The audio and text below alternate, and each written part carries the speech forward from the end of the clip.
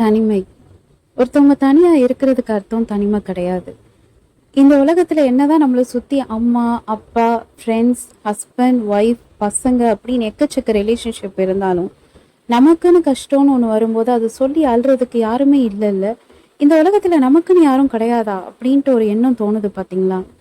தேர் உங்கள் தனிமையோட journey start ஆகுது. பொதுவாக சொல்லுவாங்க, லோன்லினஸ்ன்றது ஒரு கொடுமையான ப்ராசஸ். நம்மளை சுற்றி 1000 பேர் இருந்தாலும் தனியாக ஃபீல் பண்ணுற உணர்வு இருக்குல்ல, அது நரகத்தை விட கொடுமையானது அப்படின்னு சொல்லுவாங்க.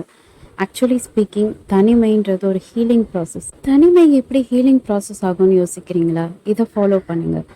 உங்கள் மனசு ரொம்ப பாரமாக இருக்கும்போது, எனக்கு மட்டும் ஏன் இதெல்லாம் லைஃப்பில் நடக்குது அப்படின்ட்டு ஒரு பாயிண்ட் தோணும்போது ஜஸ்ட் ஒரு 2-3 நாளைக்கு தனியாக இருந்து பாருங்க. உங்களுக்கு என்னெல்லாம் பேசணும், ஷேர் பண்ணணும்னு தோணுதோ அதை மனசு விட்டு பேசுங்க.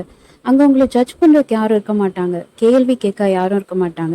நீ செஞ்சது தப்பு, இப்படி செஞ்சிருக்கலாமேன்னு அட்வைஸ் பண்ணுறதுக்கும் யாரும் இருக்க மாட்டாங்க. ஸோ உங்கள் மனசில் பட்டதை நீங்கள் ஓப்பனாக பேசுங்க.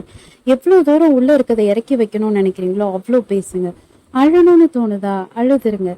எவ்வளோ தூரம் நீங்கள் டீப்பாக இறங்கி அழுறீங்களோ அவ்வளோ தூரம் உங்கள் மனசில் இருக்க பாரம் குறையும். இந்த தனிமைன்றது உங்களுக்கான மீ டைம். இங்கே உங்களை டிஸ்டர்ப் பண்ணுறதுக்கு யாரும் இருக்க மாட்டாங்க. உங்களுக்கு சாப்பிடணும்னு தோணுதா, வயிறு நிறைய சாப்பிடுங்க. படம் பார்க்கணும்னு தோணுதா பாருங்கள். பாட்டு கேட்கணும்னு தோணுதா கேளுங்க. உங்கள் லைஃப்பை ஸ்பாயில் பண்ண ஒரு பர்சனை பார்த்து திட்டணும், கோவப்படணும்னு தோணுதா, செவுத்தை பார்த்து அந்த ஆதங்கத்தை தீர்த்துக்கோங்க. சின்ன பிள்ளைத்தனமாக விளையாடணும்னு தோணுதா விளையாடுங்க. இப்படி இந்த தனிமைன்ற மீ டைமை நீங்கள் ப்ராப்பராக ஹேண்டில் பண்ணாவே போதும். உங்கள் மனசில் இருக்க பாரமும் குறைஞ்சிரும், கஷ்டமும் குறைஞ்சிரும். நீங்கள் இந்த ப்ராசஸை விட்டு வெளியே வரும்போது ஹாப்பியாக, எனர்ஜெட்டிக்காக, ரிஃப்ரெஷ்டாக வருவீங்க. மனசில் எந்த கவலையும் இல்லாமல்.